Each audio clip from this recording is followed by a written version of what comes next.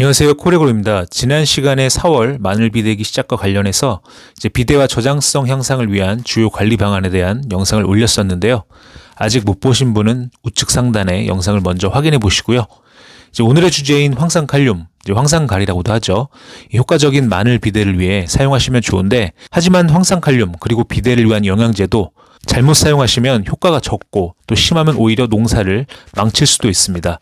오늘은 마늘 비대를 위한 황산칼륨이나 비대를 위한 영양제를 효과적으로 사용하기 위한 방법에 대해서 알아보도록 하겠습니다.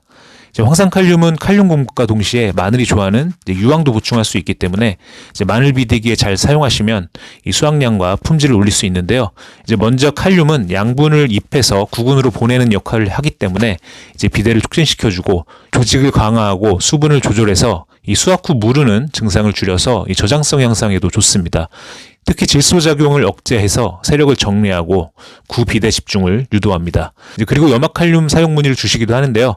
이 염화칼륨은 칼륨이 60% 정도로 황산칼륨보다 칼륨 함량이 더 높고 가격도 더 저렴하지만 이 유황도 함유되지 않았고요. 무엇보다 염소가 들어있어서 이 황산칼륨 사용이 더 좋은 선택지가 될 것입니다. 마늘 비대를 위한 황산칼륨 시비 방법인데요. 먼저 토양 시비가 있습니다. 하지만 비대기에는 잎 사이에 끼어서 피해를 입을 확률이 높습니다. 그래서 개인적으로 권장드리진 않고요. 물 공급 시 황산칼륨을 녹여서 주실 수 있다면, 즉 관주를 하실 수 있다면 가장 효과적으로 공급을 할 수 있습니다. 사용량은 약 300평당 2에서 5kg 정도 세력에 따라 사용합니다. 세력이 강하면 사용량을 조금 늘려주시고 세력이 약하다면 사용량을 줄이거나 사용하지 않는 게 좋겠습니다.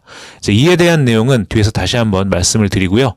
연면 시비를 하시는 경우에는 황산칼륨을 500배에서 300배 정도로 사용합니다. 비대기 황산칼륨 적용에 대해서 말씀을 드렸는데요. 하지만 세력이 약한 상태일 때는 이 황산칼륨 사용이 비대에 더욱 불리할 수도 있습니다. 칼륨은 비대를 촉진하는 성분이고 동시에 질소의 작용을 억제해서 구비대를 시켜준다고 말씀을 드렸지만 세력이 약한 경우에는 이 칼륨의 억제 작용으로 인해서 비대하기 전에 잎이 먼저 망가질 수 있습니다. 잎이 망가지면 아무리 수분 관리를 하시고 비대제를 주셔도 마늘 비대가 제대로 되지 않습니다. 황산칼륨 시비와 더불어서 마늘 비대제, 특히 칼륨 함량이 높은 영양제일수록 마찬가지인데요. 세력이 약한 마늘의 경우 원활한 비대를 위해서 황산칼륨이나 비대를 위한 영양제를 사용하기 전에 먼저 어느 정도 수세와 잎을 회복시킨 후에 사용하시는 게 좋습니다. 황산칼륨이나 비대를 위한 영양제를 시비하기 전 알맞은 세력인지 알면 도움이 되실 텐데요. 지금 잎수가 9매 이상인지, 그리고 잎색이 연녹에서 진녹색 정도는 되는지, 근부 상태도 줄기, 즉 대공이라고도 하는데 이 굳고 단단할 때, 이럴 때 황산칼륨이나 마늘 비대 영양제를 사용하시는 게 더욱 효과적으로 사용하실 수 있습니다. 세력이 약한 마늘 비대를 위한 황산칼륨 영양제 사용 관리입니다. 먼저 마늘의 수세와 잎을 회복시키기 위해서 질소와 아미노산을 같이 연면 시비합니다. 비대기에는 토양에 질소를 공급하시기 부담스럽기 때문에 연면 시비 정도로만 보충을 권장드리고요. 이때 질소 공급을 위해 요소처럼 질소만 들어있는 비료를 사용하기보다는 인산, 칼륨, 미량 요소가 함께 들어간 비료를 사용하시면 좋고, 예를 들면 질소, 인산, 칼륨 함량이 30, 10, 10인 야카포스를 사용하시면 좋고, 아미노산제도 아바나뚜를 함께 사용하시면 빠르게 세력을 올릴 수 있습니다. 다음은 구조 강화를 위해 칼슘과 붕소, 그리고 잎을 보다 강화시키기 위해서 마그네슘을 연면 시비합니다. 이는 세포벽 강화, 그리고 잎을 더 건강하게 오래 더 유지하면서 비대기에 구루 양분 수송을 원활하게 해주는데요. 저희 코리아그로는 이때 캔마그를 권장을 드립니다. 어느 정도 세력이 회복되었다면 저농도로 칼륨을 공급해 주어서 비대를 촉진시킵니다. 이때는 관주 시비보다는 연면 시비 위주로 해주시는 게 좋고요. 그리고 이때 많은 마늘 농가분들이 사용하시고 효과를 보고 계신 액티브를 권장드리는데요.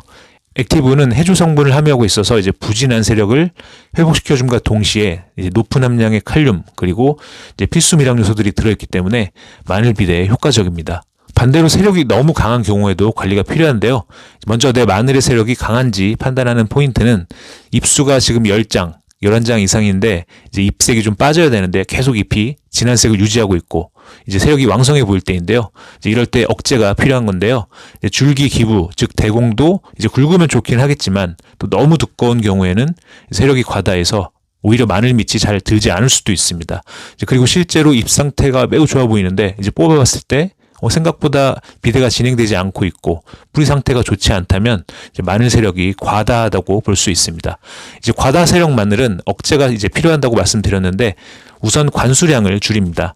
이제 너무 관수량을 줄이면 이제 역시 구비대가 잘 되지 않기 때문에 이제 한번 물을 주실 때는 그래도 어느 정도 충분히 주시되 이 물 주는 간격을 기존보다 길게 가져갑니다. 다음으로 억제를 위해 인산칼륨과 미락요소를 연면 시비로 살포합니다. 그리고 칼슘제도 중간중간 시비해 주시면 더욱 좋고요. 이렇게 해서 잎색이 어느 정도 빠진다고 판단이 된다면 이제 황산칼륨을 연면 시비하시거나 이제 비대 영양제를 연면 시비하셔야 좀 더 좋은 효과를 기대할 수 있습니다. 이제 세력이 강할 때는 이제 비대 영양제도 아무래도 칼륨 함량이 높은 제품을 사용하시는 게 유리하고요. 이제 물론 황산칼륨을 물에 녹여서 연면 시비하셔도 됩니다. 이제 저희 코리아그로는 칼륨의 연면 시비 흡수력을 극대화시키고 이제 해조류 성분도 보강되어 있는 이제 마늘 양파 비대라는 제품을 추천드리겠습니다. 오늘은 마늘 비대를 위한 이제 황산칼륨과 영양제 사용법에 대해서 알아봤는데요. 이제 농가분들 오늘 내용 참고하시고 마늘 비대가 잘 이루어졌으면 좋겠습니다. 이제 오늘 내용은 여기까지입니다. 다음에도 좋은 내용의 영상으로 찾아뵙겠습니다.